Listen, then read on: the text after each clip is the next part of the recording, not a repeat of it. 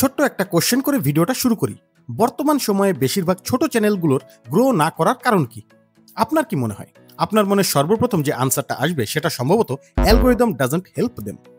আজকে দুইটা চ্যানেলের কথা বলবো যারা এমন কিছু হ্যাক ব্যবহার করেছে যার মাধ্যমে প্রথম ভিডিও থেকেই হাজার হাজার ভিউজ গেইন করতে পেরেছে। এই চ্যানেলটা তাদের প্রথম ভিডিওতে এই পরিমাণ ভিউজ গেইন করেছে, আর দ্বিতীয় এই চ্যানেলটা আরো বেশি সাকসেসফুল। দেখুন তার প্রথম ভিডিওটার ভিউজ কাউন্ট। এমনকি জেনি হয়স, যাকে ইউটিউবের কুইন অফ শর্টস ভিডিও বলা হয়, তিনিও সেম স্ট্র্যাটেজি ব্যবহার করেছেন। এই হ্যাক বা স্ট্র্যাটেজির শুরুটা হয় identify your core audience profile দিয়ে। চ্যানেলগুলোর উপর কয়েক ঘন্টা রিসার্চ করার পর এই একটা বিষয় তো ক্লিয়ার যে তাদের একটা আন্ডারস্ট্যান্ডিং রয়েছে how the algorithm chooses what videos to go viral. এর মূল কারণটা হলো তারা খুব ভালো করে জানেন তাদের অডিয়েন্স প্রোফাইলটা কিভাবে কাজ করে। ওকে, আরো ভালোভাবে এক্সপ্লেইন করে বলছি। একটি বড় সার্কেল চিন্তা করুন যা আপনার চ্যানেলকে রিপ্রেজেন্ট করছে, আর পাশে যে ছোট সার্কেলগুলো রয়েছে সেগুলো হচ্ছে আপনার চ্যানেলের অডিয়েন্স প্রোফাইল। অডিয়েন্স প্রোফাইল মানে হলো সিম্পলি গ্রুপস অফ পিপল যারা সিমিলার টপিকের ভিডিও দেখতে পছন্দ করেন। ফর এক্সাম্পল, একটি অডিয়েন্স প্রোফাইল রয়েছে যারা এডুকেশনাল ভিডিও দেখতে পছন্দ করেন, আরেকটি গ্রুপ রয়েছে যারা ফিনান্সিয়াল ভিডিও, এবং অন্য আরেকটি গ্রুপ প্রোডাক্টিভিটি নিয়ে ভিডিও দেখতে পছন্দ করেন। যখন আপনি একটি ভিডিও আপলোড করবেন, অল্প কয়েকটি অডিয়েন্স প্রোফাইলের মাঝে অ্যালগরিদম ভিডিওটা টেস্ট করবে। আপনার ভিডিওর টাইটেল, ডেসক্রিপশন এবং ভিডিওটা কোন টপিক নিয়ে বানাচ্ছেন সেটার মাধ্যমে অ্যালগরিদম এই অডিয়েন্সদের বাছাই করে। ধরা যাক আপনার ভিডিওটা গার্ডেনিং সম্পর্কিত।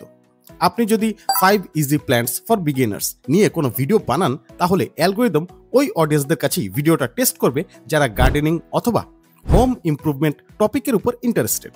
But here is the most critical part. Algorithm আপনার ভিডিওটাকে পরের বার তখনই পুশ করবে যদি ভিডিওটা ইনিশিয়াল ওই টেস্ট অডিয়েন্সের সামনে ভালো পারফর্ম করে। আর এই পারফরমেন্সটা watch time, engagement, click through rate এই ফ্যাক্টরগুলোর উপর ডিপেন্ড করে। আর এই কারণে নতুন একটা চ্যানেলের জন্য নিশ মেনটেন করাটা খুবই ক্রুশিয়াল। যখন আপনি একই ধরনের ভিউয়ারের জন্য কনস্ট্যান্টলি সেম টপিকের ভিডিও বানাবেন, তখন ওই অডিয়েন্সদের স্যাটিসফাই করা আপনার জন্য সহজ। তাছাড়াও আপনি অ্যালগরিদমকে বোঝানোর চেষ্টা করছেন যে আপনার কন্টেন্টটা কি নিয়ে এবং এক্স্যাক্টলি কারা আপনার ভিডিও দেখতে পছন্দ করবেন। শুরুতে যে চ্যানেল দুটোর কথা বলেছিলাম সেটার কথায় আসি। ফ্র্যাঙ্কি সি চ্যানেল, যার প্রথম ভিডিওটি থাউজেন্ড অফ ভিডিওস গেইন করেছিল, তাদের একটা বৈশিষ্ট্য হলো তারা নির্দিষ্ট একটি টপিকের উপর স্টিক রয়েছে। তারা কনস্ট্যান্টলি এরকম টপিকের উপর ভিডিও বানায় যা খুবই স্পেসিফিক এবং পার্টিকুলার একটি অডিয়েন্সকে অ্যাপিল করে, making it easier for the algorithm to understand who might be interested in their videos. এখন যদি ফ্র্যাঙ্কি আদার প্যাশনস লাইক গার্ডেনিং নিয়ে ভিডিও বানান, তাহলে অ্যালগরিদম রাইট অডিয়েন্স খুঁজে পেতে স্ট্রাগল করবে। আপনি নিজেই একবার চিন্তা করে দেখুন, হাই স্টেক পোকার এবং গার্ডেনিং এই দুটো সম্পূর্ণ ভিন্ন টপিক এবং একই অডিয়েন্সের জন্য কোনো মতেই ন্যাচারাল ফিট নয়।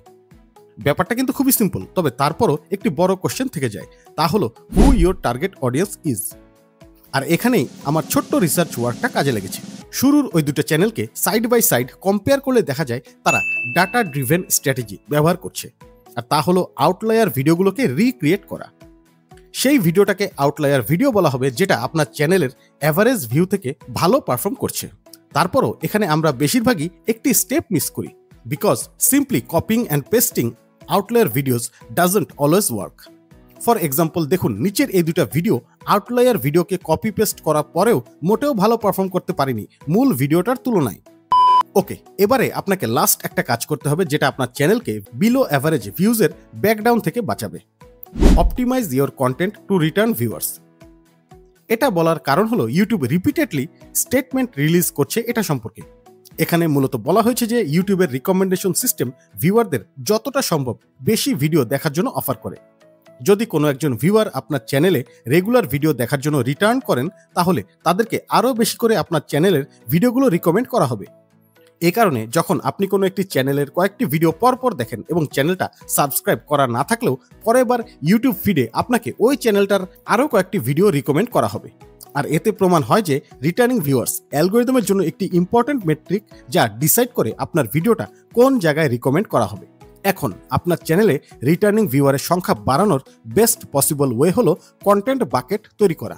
Like 90% of like creating returning viewers. So buckets are repeatable formats and I try to keep mine very similar titled. For example, my bucket would be $1 fast food item versus restaurant. So it would be like $1 burrito, $1 boba, $1 everything basically. And because everything is titled and structured and formatted and the video is very similar, like all the videos are metadatally linked. YouTube can easily be like, oh, the viewer liked when she made $1 pizza. Oh, they're gonna like when she makes a $1 sandwich or a $1 burger. ব্যাপারটা বুঝতে পেরেছেন?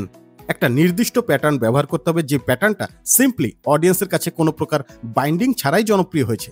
সেটা হতে পারে আপনার চ্যানেলের title. আপনার কাজ হলো এই নির্দিষ্ট ফরম্যাটটা খুঁজে বের করা এবং যতটা সম্ভব বেশি রিপিট করা। আর কয়েকটি এক্সাম্পল দেখলেই বুঝতে পারবেন এটা ব্যবহার করে যে কোনো ছোট বা মধ্যম মানের ক্রিয়েটর হিউজ পরিমাণ ভিউজ গেইন করতে সক্ষম হয়েছেন। আজকে এই দুটো টপিকের সিম্পল এবং এফিশিয়েন্ট দুটো দিক তুলে ধরলাম। এ ব্যাপারে আরও ডিপ মিনিং সম্পর্কে জানতে চাইলে নিচে কমেন্ট করে জানাতে পারেন। ভিডিওটা আজকে এখানেই শেষ করতে হচ্ছে। পরের ভিডিও দেওয়ার আগ পর্যন্ত সবাই ভালো থাকবেন। আল্লাহ হাফিজ।